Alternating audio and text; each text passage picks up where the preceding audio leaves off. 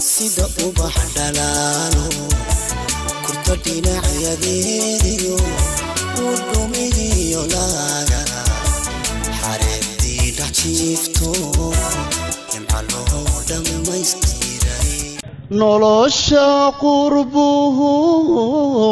quruxba malahe adbaan qalanjooy dalkii qabana warahmatullahi wabarakatuh waxaan joognaa maanta magaalada Qoryaale waxaan ku soconaa ilaa iyo hawdkii ilaa Faaldeen soconayna marka nala socda safarka aad u fiican ee quruxda dhigay Axmed iyo rag kale oo la socday way Axmed ma sha Allah xilli barwaaqo laga baxay minka guriga uu dhamaaday xagaagii baa la galay laakiin sawir dhulku fiican yahay waxaan Qoryaale maanta ما شاء الله ما شاء الله يا أحمد أنا وشوك كنا إسلامنا وري الله نسوي المبات ودك هنا كلايا ما شاء الله والله هذا صعب waxa aanu ka bilownay safarkayagii magaalada Qoryaale oo burco u jirta 70 kilomitir waxa ku yaala magaalada Qoryaale boarding school iyo secondary school oo qayb weyn ka qaata horumarka waxbarashada deegaanka oo dhan iskuulka Qoryaale wuxuu ku guuleystay iskuulka ugu waxbarashada fiican labadii sano ee la soo dhaafay intii aanu magaalada dhex marinay waxaanu aragnay horumar aad u fiican iyo dhismayaal qurux badan oo ka socda degmada Qoryaale degmadan waxay leedahay laami casri ah oo dhex mara magaalada oo dhan deegaamo aad u fara badan ayaanu sii dhaafnay halkani waa mid ka mid ah tuulooyinkii aanu sii dhex marnay oo lagu ciyaarayay shax wali halka tigniik isagu ba ka baxaysan isaga waa soo jira isagu ba ka baxdeen hal cunayaan shax wala ciyaar shax horta iska oo ma mari xagan ba dhinaca doonto namar demu soo haysna bigi anda bilaadon arjaha waa qaaday kumash aan tiraa aan leeno kumash wajiro ka sii bax kumash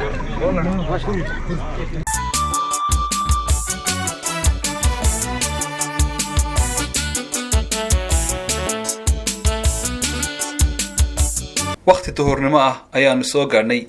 magaalada Taalabuur inkastoo roobka kugu yaraa sanadkan haddana Taalabuur waxa helay roob aad u fiican qurux aan la qiyaasi karin ayaanu kala kulannay Taalabuur balligii oo buuxa geedka gobka oo meel kasta ka baxay biyo xareeda oo cas runtii waa muuqaal quruxiisa aan la ilaawi karin sida ubax dhalaalo kurta dhinacyadiyo udhumiyo laga xareedii dhajiifto nimca loo dhammaystiray dhaayigii jaleeya ay ku dhaygagaano naftu ayla dhacayso mana dhabsadaan jirin dhugashada kuwaane qalbiga uga dhigan tahay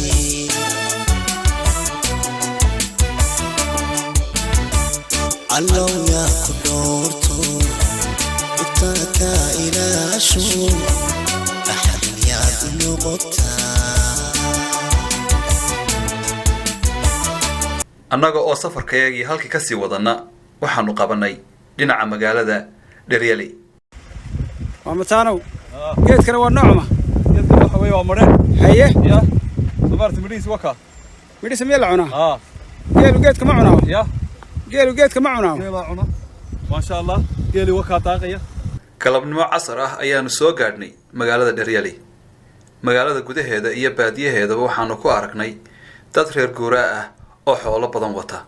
oo ka yimi meelo kala duwan oo roobku aysan helin dadkaas oo u soo hayaamay Dheryale maadaama uu roob wacan helay magaalada Dheryale iyo agagaarkeeda waa odayaashii magaalada Dheryale oo inooga waramaya taariikhda iyo deegaanka magaalada عليكم ورحمة الله وبركاته waxaa magaaladan la degay 60kii ilaa 60kii ilaa maantana inta waxaa ku soo kordhayay deegaanka qaybtaana waxaa maamushay Ethiopia oo ay dhismayaasheedii ka dhisan yihiin qaybta xaggan xigta waqooyigana waxaa maamula Somaliland deegaankeedana uu fara badan yahay dad badanina way degan yihiin haddana raxmaadka Allah ku daayay oo lagu soo guuray si aad baa loo yaalaa dadkuna way wada nabad qabaan magaaladuna waxbarashada iyo caafimaadka iyo iskuulka waxna waa ka dhindhimay intabana way leedahay magaaladu waxay caan ku tahay xoolo dhaqashada xaggan waxaa ku yaala banki oo Yucubaros la yiraahdo xaggan waxaa ku yaala kurihii jilbisilay xaggan dhudhubtii laandhoololay balligii libaaxeexay iyo fuurihii Jesus le waa xoolo dhaqashada aad u wanaagsan tahay saddex meesi adduunyada maalka lagu dhaqdaa magaaladu way wanaagsan tahay dhismaheeduna wuu faaxay halkanina waa iskuulkii magaalada Dhiryaley oo aad loo amaano waxbarashadiisa waxaana warbixin dheeraad ah inaga siinaya maamulaha iskuulka Cabdillaahi Calanle. بسم الله الرحمن الرحيم الحمد لله رب العالمين والصلاة والسلام على رسول الله إلهي بابا حد لهورتا إلهي لقول نسيه ماشان إنه كوكولاناي إلهي سامح لي دوسينا واحد يكتب لaba boqol iyo toddobaatan arday 85 hablood iyo 185 wiil ayaa maanta imtixaankii sanadkan teeramkan u fadhiistay insha Allah dugsiyada ugu qiimaha badan buu ku jiraa dugsiyada gobolka waxaadna ka arkaysaa in dugsiyada ugu qiimaha badan ku jira sharafta la siiyay gobol sanadkii dhaweeyay oo la siiyay baa ka arkaysaa waxa kaloo ka baxay arday ilaa 350 arday baa ka baxay imanka ardaydii waxay leeyihiin injineeray leeyihiin arday macallimiin jaamacadaha wax ka dhigay leeyihiin macallimiin dugsiyada sare wax ka dhigay leeyihiin imanka kuwa caafimaadka baa hadda ka soo baxaya dee aad iyo aad boqol dugsiyada aad looga faa'iiday ay soo noqotay faa'iidadoodii la arkay baanu ka midnahay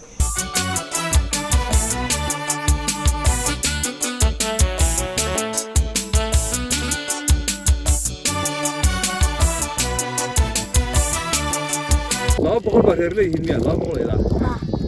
kuma reer baa xitaa leh 250 oo riyabaan ahayn oo idoo kaliya leh qaar baa xitaa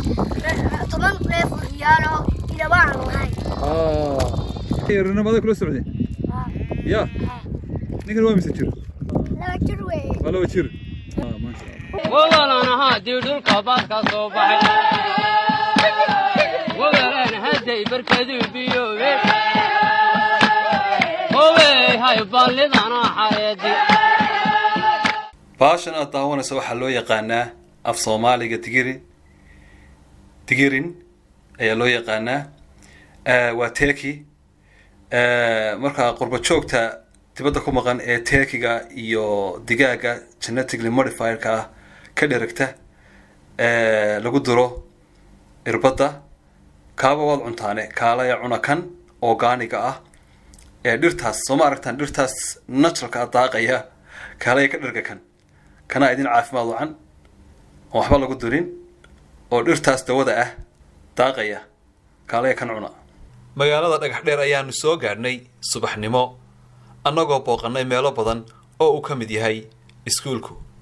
iyo baadiyaha magaalada oo aanu u hoyanay sida dhibicda roobko dhagax dheer ku horto intayo aleentiyo basku dharab ku yaalo ku wada cagariyay inta dhogorta xoola udayru dhaqanno badidiisiyo dhalay kacanaaya ubadkaad lugashada kuwa cani qalbiga uga dhigan tahay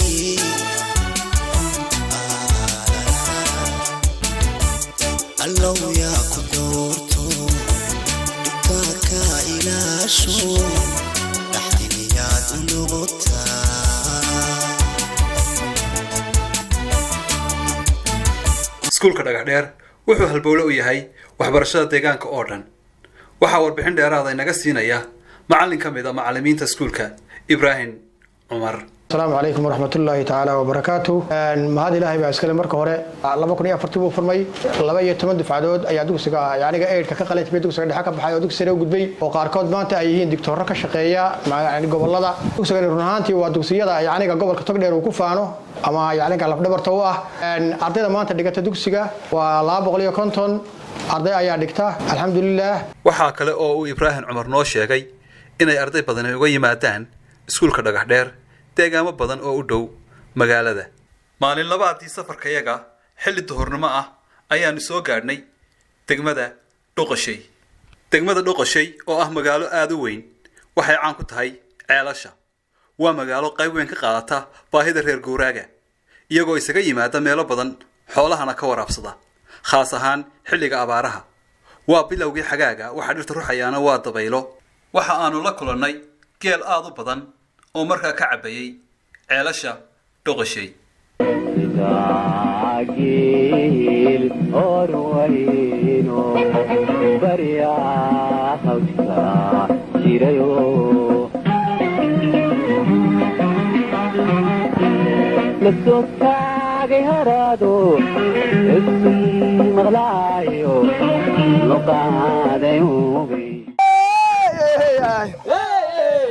على قبل ما بارا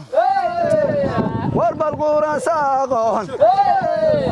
على واقي صالح واربى المحوق جيري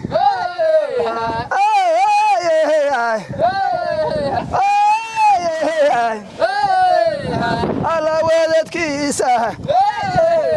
واربى الوضحاي على ويلك اخري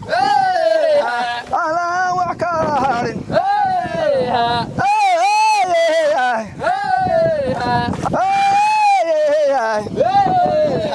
على لو مدونينو واربى لو مديرينه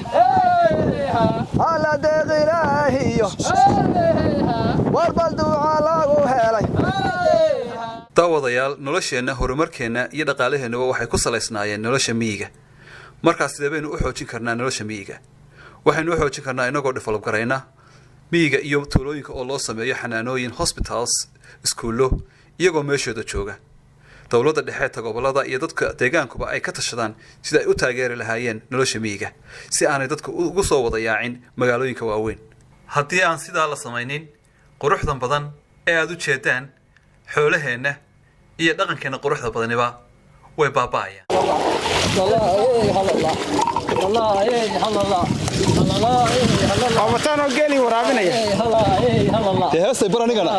fideogan oo 2 qaybood ah nala socda qaybta labaad candho dhexe maxamed ugaas balidhiig iyo deegaamo kale oo badan way bulshaduna meesha wadata وبلان هوبا تركيا عيارا وبلان بري مدن وقدك وبلان هادي بقع الله صبح